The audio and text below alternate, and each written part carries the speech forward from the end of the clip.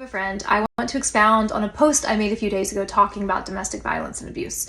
One, for clarification of what I experienced, and two, because I think our society at large treats it as if, you don't have a ton of bruises, must not have been that bad. And I understand that domestic abuse, domestic violence is a big, broad, generic, scary word, but there's a lot that falls under that category, and diminishing other kinds of abuse that aren't physical keeps women in dangerous, harmful situations. About a year before I got divorced, I started journaling and writing down the things I was experiencing because I knew I wasn't being treated well, and I literally wrote in one of my entries, I think I might be experiencing abuse, but I'm not sure, because I didn't have bruises.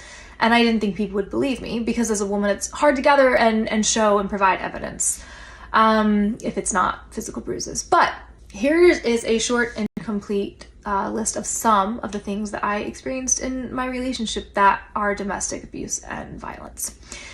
He threatened to shoot my friends that he called out by name that he thought were influencing me to be more liberal and open-minded. The morning we broke up, he told me he was buying guns to restore order.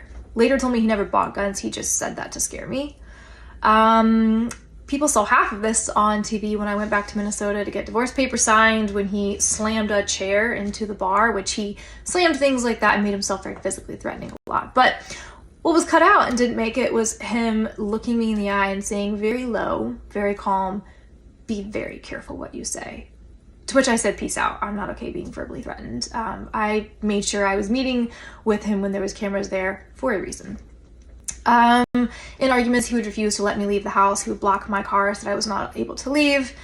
One time in Italy, when I removed myself from an argument where he was cussing me out and was drunk, he took the door off the hinges angrily and refused to let me be by myself in a room.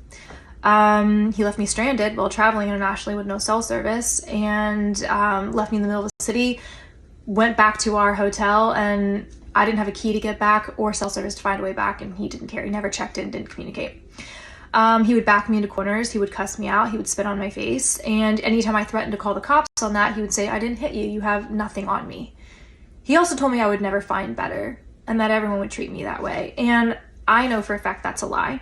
And if you are a woman in a relationship where you know you are not being treated right, you know that you are not being treated well, you're scared and you are fearful, just know that there is better, that even if you're not with somebody, you can treat yourself better than that. You deserve better than that.